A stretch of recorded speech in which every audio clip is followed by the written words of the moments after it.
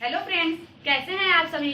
Good morning. मैं वंदना मदेशिया आप लोगों का आपके परिवार एक्सपर्ट कोचिंग क्लासेस में फिर से स्वागत करती हूँ। फ्रेंड्स, हम लोग पहले पार्ट में व्यंजन पढ़े थे और ये हमारा व्यंजन का दूसरा पार्ट है।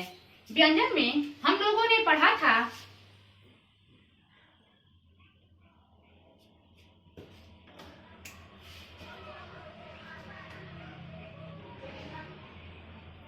व्यंजन को हम लोगों ने 4 भागों में बांटा था।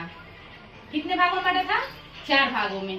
पहला स्पर्श व्यंजन, दूसरा द्विगुण व्यंजन, तीसरा अंतःस्थ व्यंजन और चौथा ऊष्म व्यंजन। और हमारा एक व्यंजन होता है इसके अलावा संयुक्त व्यंजन। आज हम लोग उन्हीं के बारे में पूरा डिटेल में पढ़ेंगे।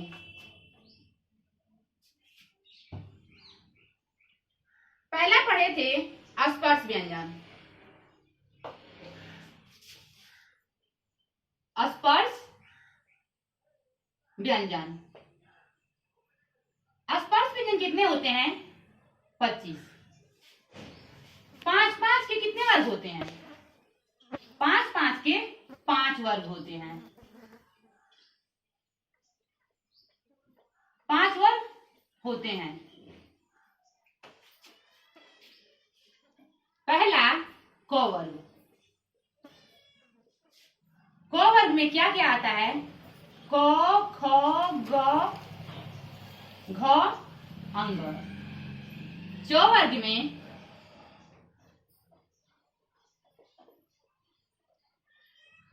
च, छ, ज, झ, य। ट वर्ग में ट, ठ, ड, ढ, अण। ट वर्ग में पढ़े थे त, थ, द, ध, न। प वर्ग प, फ, ब, भ, म। हम लोग व्यंजन के पहले पार्ट में इन लोगों का उच्चारण स्थान भी पढ़ लिया था।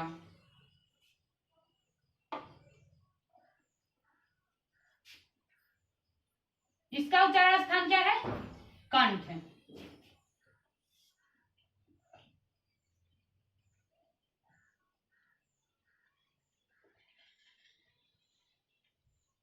इसका उच्चारण स्थान क्या है? तालव्य यानी तालु। इसका मूर्धन्य यानी मूर्धा। ये दंत, ये ओष्ठ है। देखिए, आप लोग को रटने की बिल्कुल भी जरूरत नहीं है। देखिए, क से क्या होता है? के। तो से टी होता है, तो इस क्या हो जाएगा? टी। म से मूर्धन्य यम। द से दंत होता है, तो उसका पहला वर्ड डी। ओ से ओष्ठ है। के टी एम दो, डी ओ। आप लोग अपने मम्मी पापा से बोलते हैं मुझे केटीएम दो, तो टिक से लर्न कर लेंगे के टी एम दो, केटीएम दो।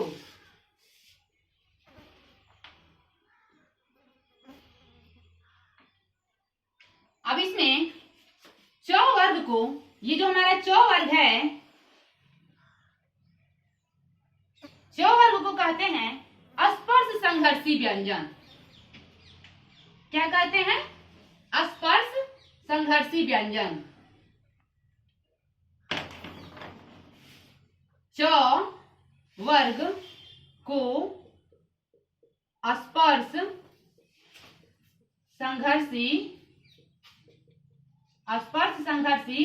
व्यंजन कहते हैं। च वर्ग को स्पर्श संघर्षी व्यंजन कहते हैं। इसका अर्थ, स्पर्श संघर्षी व्यंजन क्या होता है? इसका अर्थ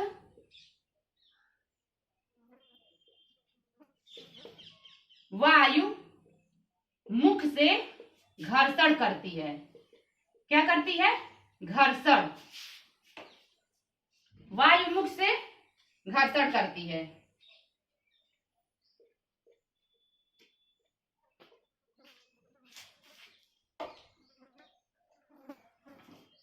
च वर्ग को स्पर्श संघर्षी व्यंजन कहते हैं। स्पर्श संघर्षी व्यंजन का अर्थ होता है, इसका अर्थ वायु मुख से घर्षण करती है। अब पढ़ेंगे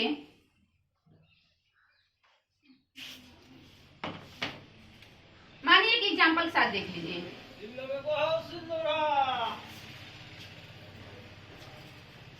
क्वेश्चन में कोई पूछ देगा, क्वेश्चन में जैसे देगा च, द, प और न, कहेगा स्पर्श संघर्षी व्यंजन किसे कहेंगे? किसे कहेंगे? च को। तो च पे क्या कर देंगे? टिक कर देंगे। अब पढ़ेंगे अंतःस्थ व्यंजन।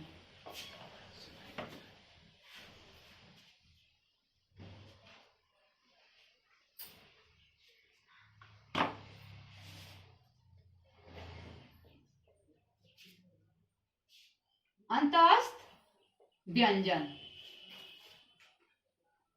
अंतःस्थ व्यंजन क्या होता है? इसका उच्चारण स्वर एवं व्यंजन के मध्य होता है। इसका उच्चारण स्वर एवं व्यंजन के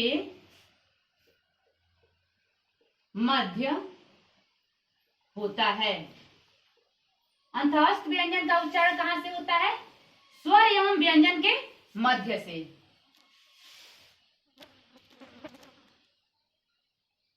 हम लोग जानते हैं अंतःस्थ व्यंजन किसे कहते हैं? य, र, ल और व को। अब देखिए इसमें य और व को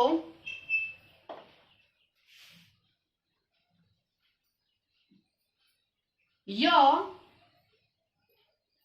और व को अर्ध स्वर भी कहते हैं। य और व को अर्ध स्वर कहते हैं।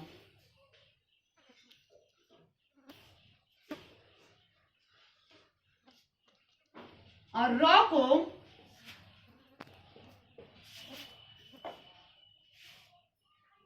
र को लुंठित व्यंजन या प्रकंपित व्यंजन कहते हैं।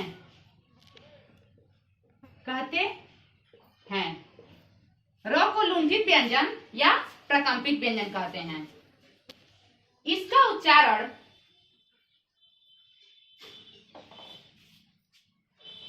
देखिए, इसके उच्चारण में हमारी जीभ क्या होती है? कंपन करती है। इसके उच्चारण में, र के उच्चारण में क्या होती है हमारी जीभ? कंपन करती है।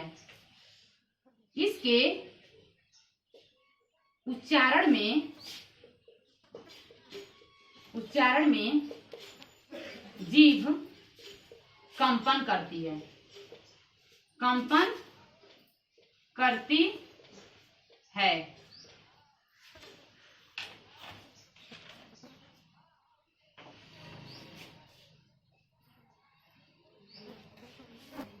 अब देखिए ल को य और व देख लिए और र देख लिए। य और व और क्या क्या देख लिए? र। अब देखेंगे ल को पार्श्विक व्यंजन कहते हैं। ल को पार्श्विक व्यंजन।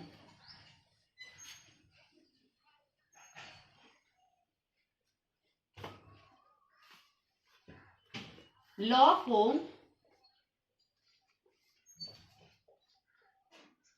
पार्श्विक व्यंजन कहते हैं।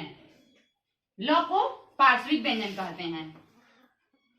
इसके उच्चारण में वायु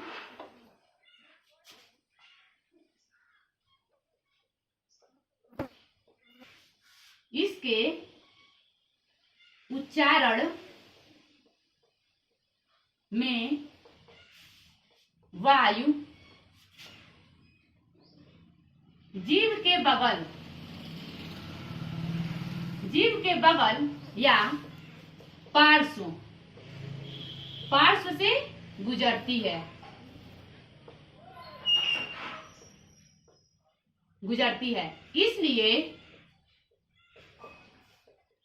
इसलिए इसे पार्श्विक व्यंजन कहते हैं।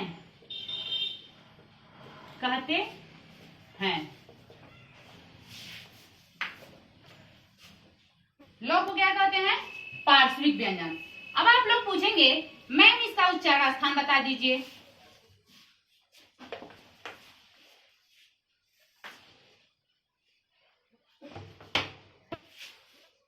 देखिए, य का उच्चारण स्थान तालव्य होता है। तालव्य यानी तालु। र और एक होता है ल।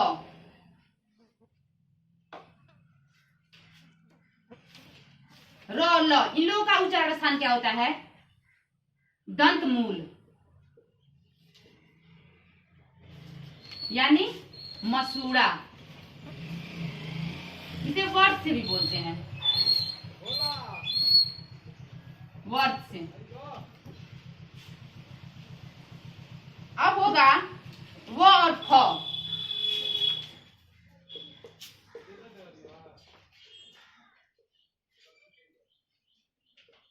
वो या फ का उच्चारण स्थान दंतोष्ठय होता है। दंतोष्ठय। अब पढ़ेंगे ऊष्म व्यंजन। क्या पढ़ेंगे? ऊष्म व्यंजन। ऊष्म व्यंजन में ऊष्म व्यंजन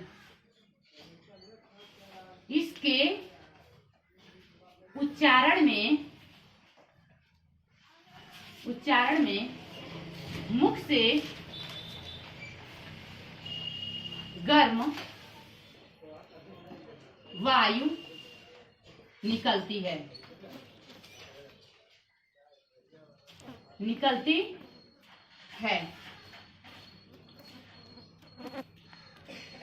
ऊष्म व्यंजन स, ख, स और ह को कहते हैं। स, ख, स, ह। अब देखिए, ह को काकल्य वर्ण भी कहते हैं। ह को काकल्य वर्ण भी कहते हैं। ह को काकल्य वर्ण भी कहते हैं। ह कहाँ से उच्चरित होता है? कंठ से। यह कंठ से उच्चरित होता है। यह कंठ से उच्चरित होता है।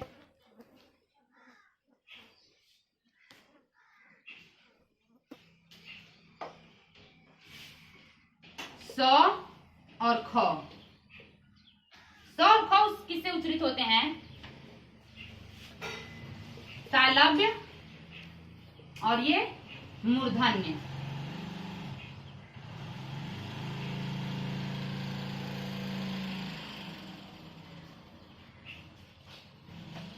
अब पढ़ेंगे स, र और ल। यह किससे उच्चरित होता है? मसूड़े से। मसूड़ा यानी वर्त से। सरल किससे? सरल। देखिए, ये तो बहुत अच्छे टिक के साथ बन जाएगा। सरल किससे बनेगा? सरल। सरल किससे? सरल। मसूड़ा यानी वर्त से। अब पढ़ेंगे संयुक्त व्यंजन।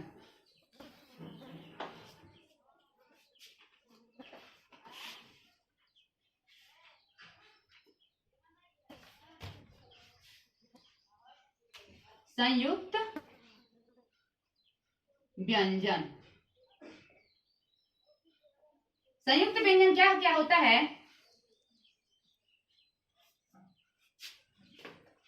छ, त्र, ज्ञ और स्र। छ, त्र, ज्ञ, स्र।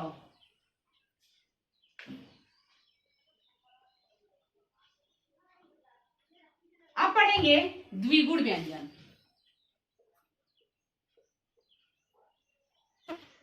द्विगुण व्यंजन ड और ढ को, ड और ढ को द्विगुण व्यंजन कहते हैं। अब देखिए, हम लोगों ने चाहे स्वर हो और चाहे व्यंजन हो, पूरे का उच्चारण स्थान पढ़ लिया है। अब हम लोग पढ़ेंगे, देखिए, चाहे स्वर हो या फिर चाहे व्यंजन हो, उनका उच्चारण स्थान क्या होगा। अब पूरे तो एक ही पास डिटेल में पढ़ लेते हैं। चाहे स्वर हो और चाहे व्यंजन हो, उन लोगों का उच्चारण स्थान क्या है, अब डिटेल में एक ही पास पढ़ लेंगे। जैसे कंठ से कौन कौन उच्चरित होता है? तालु से, मूर्धन्य से, दंत से और ओष्ठ से, और एक होता है कंठ तालव्य। कंठ तालव्य, कंठोष्ठ है,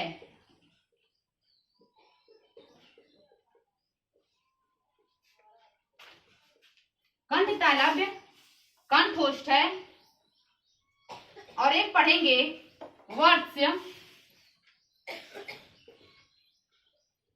और दंतोष्ठ है।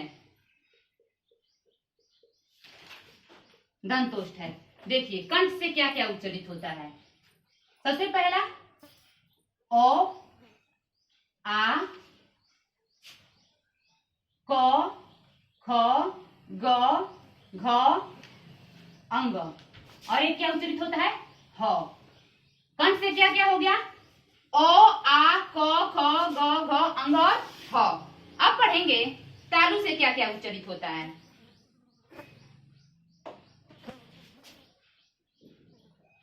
इ, ही, च, छ, ज, झ, ञ, य और स। अब देखिए, मूर्धन्य से, मूर्धन्य से क्या क्या उच्चारित होता है?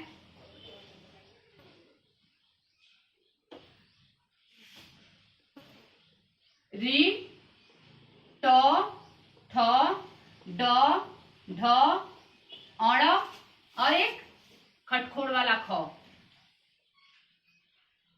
दंत से त, थ, द, ध और न। ओष्ठ से उ, ऊ, प, फ, ब, भ और म। ये क्या किससे हो गया? ओष्ठ से। अब पढ़ेंगे कंठ तालव्य। कंठ तालव्य किससे उच्चारित होता है? ए और ए। कंठोष्ठ है ओ और औ। कंठोष्ठ है ओ और औ। वर्त्स्य अभी पढ़े हैं स, र और ल। दंतोष्ठ से व और फ, व या फिर फ। अब पढ़ेंगे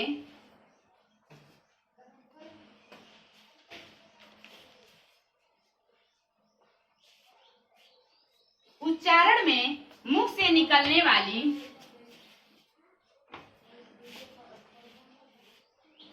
उच्चारण में मुख से निकलने वाली उच्चारण में मुख से निकलने वाली वायु,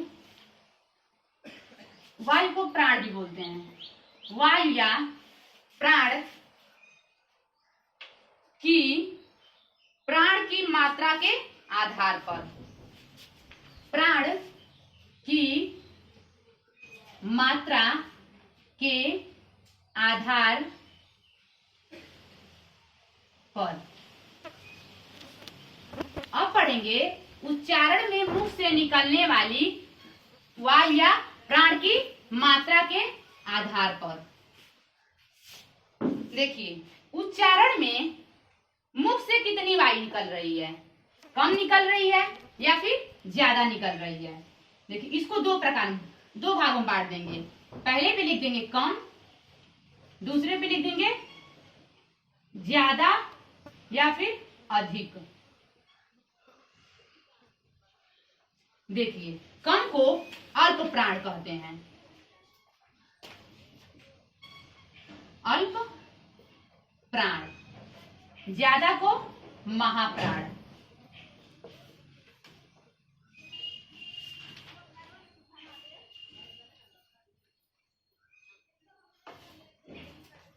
सबसे पहले पांचों वर्गों को लिख लेते हैं। क ख ग घ अंग,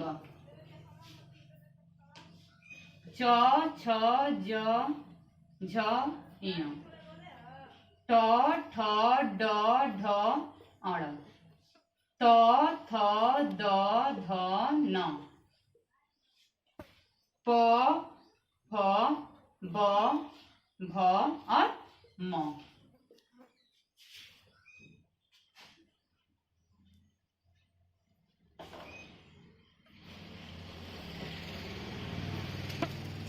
अब देखिए, इन लोगों को नंबरिंग कर देते हैं। 1 2 3 4 और 5।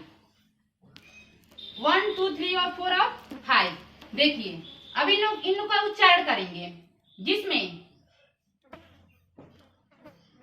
क ख ग घ अंग, तो 1 और 3 और 5, 1 3 5 वाला स्थान क्या होगा, अल्प प्राण होगा, और महाप्राण दू और दूसरा और चौथा वाला स्थान होगा।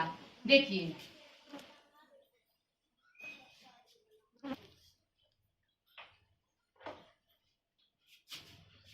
सॉरी, जितने हमारे, हम लोग मैथ तो पढ़े हुए होंगे हल्का फुल्का। 1 3 और 5, 1 3 5 और 2 और 4 हमारा क्या होता है, इवन नंबर। क्या होता है, इवन नंबर। देखिए, 1 3 और 5 क्या होगा, अल्प प्राण के अंदर आएगा, और महाप्राण 2 और चौथे के अंदर आएगा। देखिए, 1 3 और 5 अल्प प्राण के अंदर अंतर्गत आ जाएगा, 2 और 4 महाप्राण के अंतर्गत आ जाएगा। पढ़ेंगे। देखिए, क, जल्दी से बोल रहे हैं, ग और अंग,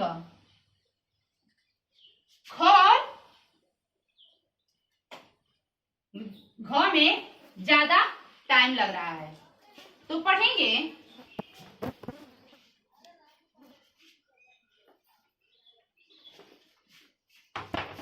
देखिए, वैसे लिख लेंगे, पहला क, तीसरा ग, और पढ़ेंगे अंग। तो ये किसमें आएगा, अल्प प्राण के अंतर्गत। इसमें देखेंगे च वर्ग में च तीसरा वाला, ज और ञ, ये किसमें आएगा, अल्प प्राण के अंतर्गत। और जो हमारा महाप्राण होता है दूसरा, इसमें आएगा ख और घ।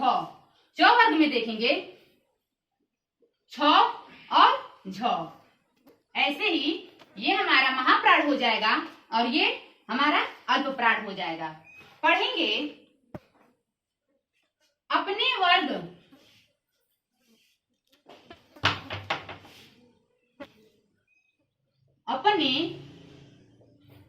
वर्ग का 1 3 5, 1 3 5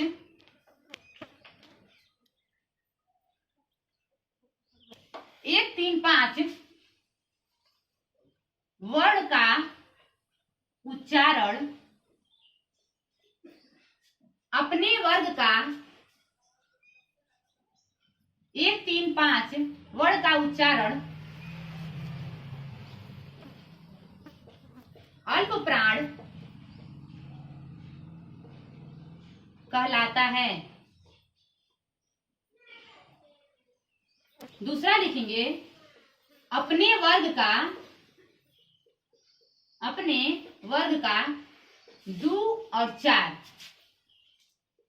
वर्ण का उच्चारण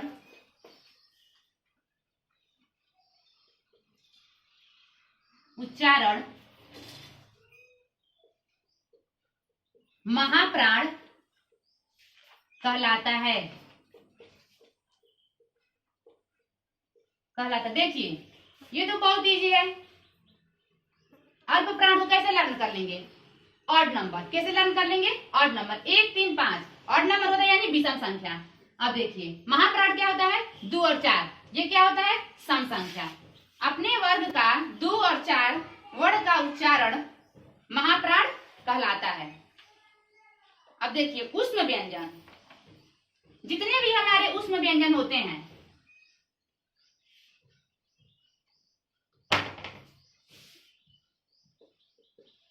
ऊष्म व्यंजन महाप्राण के अंतर्गत आते हैं। महाप्राण के अंतर्गत आते हैं।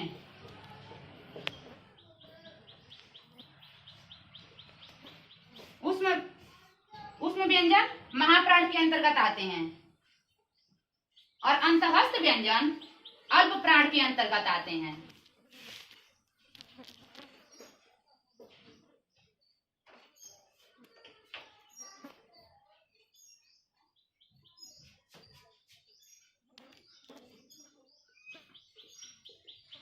अंतःस्थ व्यंजन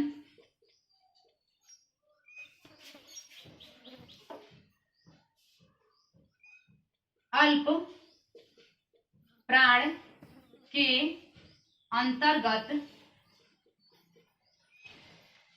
आते हैं। अंतःस्थ व्यंजन क्या क्या होता है?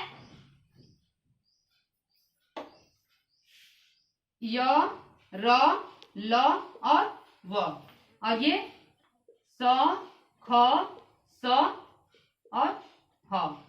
देखिए जितने उसमें व्यंजन होते हैं सब महाप्राण के अंतर्गत आते हैं और अंतःस्थ व्यंजन अल्प प्राण के अंतर्गत आते हैं। अब पढ़ेंगे उच्चारण में घोष अथवा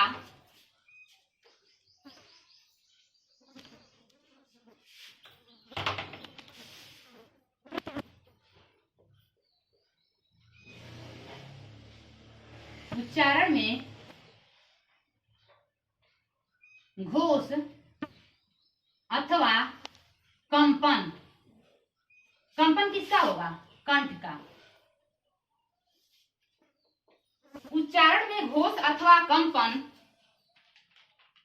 के आधार पर, कंपन के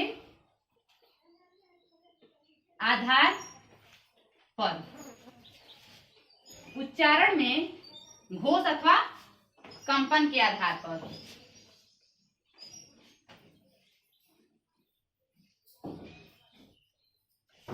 कंठ में कंपन हमेशा स्वर तंत्रियों की वजह से होता है। यह भी 2 भागों में बटा है।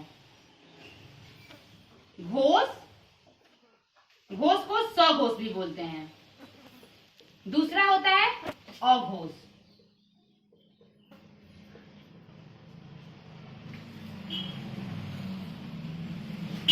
देखिए यदि स्वर तंत्रियों में कंपन होता है, यदि स्वर तंत्रियों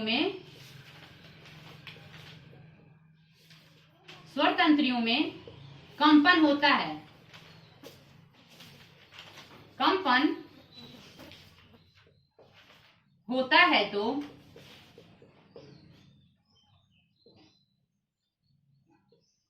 उसे घोष अथवा सघोष कहते हैं। घोष अथवा सघोष। सघोष कहते हैं। अब ठीक इसके विपरीत, यदि स्वर तंत्रियों में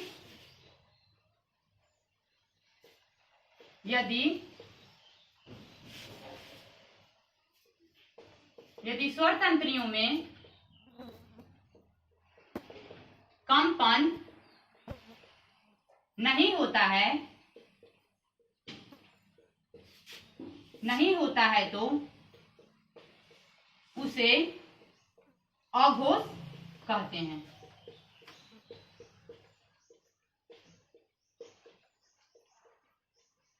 देखिए, जैसे हम लोग पढ़े हैं अल्प प्राण और महाप्राण के अंतर्गत स्पर्श व्यंजन को लिख दिए हैं, वैसे ही इसे भी लिख लेते हैं। क, ख, ग, घ, अंग, च, छ, ज, झ, ञ, ट, ठ, ड, ढ, अण, त, थ, द, ध, न, प, फ, ब, भ और म।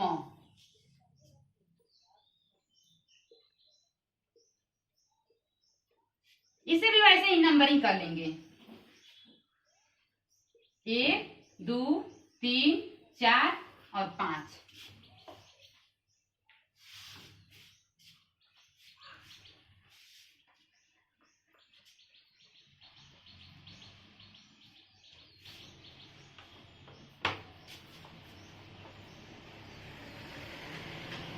लिखेंगे यहाँ पे अपने वर्ग का 3, 4, 5। देखिए 3, 4, 5 ग, घ और अंग। अपने वर्ग का 3, 4, 5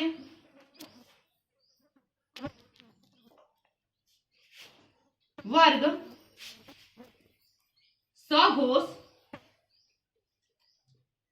यानी घोष कहलाता है। घोष कहलाता है। और इधर लिखेंगे अघोष के अंतर्गत अपने वर्ग का पहला और दूसरा, अपने वर्ग का प्रथम तथा दूसरा व्यंजन, प्रथम तथा दूसरा व्यंजन अघोष कहलाता है। अघोष कहलाता है। अब इसमें लिखेंगे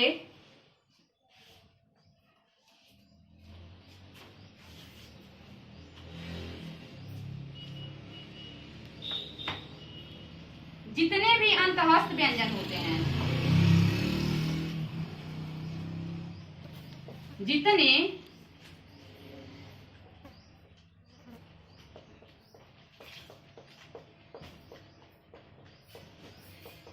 घोष या स्वघोष में जितने भी अंतःस्थ व्यंजन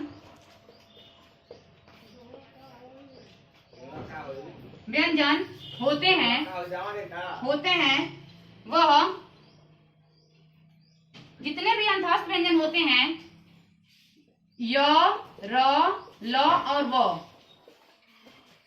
और एक हमारा ऊष्म व्यंजन के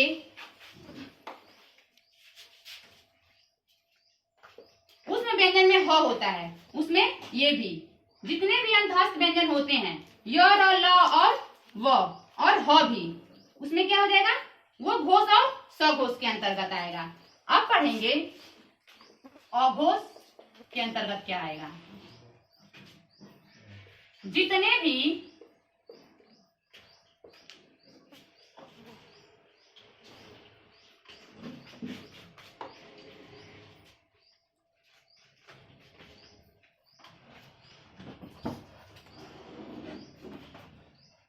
लिखेंगे ऊष्म व्यंजन के 3 व्यंजन। ऊष्म व्यंजन में जो 3 व्यंजन होते हैं कौन कौन से होते हैं? सौ, ख और सौ। सौ, ख और सौ। एक ह भी होता है, लेकिन ह कहाँ चला गया है? वह घोष या सघोष में चला गया है। तो उस व्यंजन के अंतर्गत सौ, ख और सौ आते हैं। तो ये क्या है? सब अघोष है। तो फ्रेंड्स, इसके आगे वाले पार्ट में कल मैं बहुत एक अच्छा चैप्टर पढ़ाऊंगी, संधि। तो फ्रेंड्स, वो हमारे एग्जाम के लिए बहुत इंपॉर्टेंट होता है, उसे मैं कल स्टार्ट करूंगी। Thank you.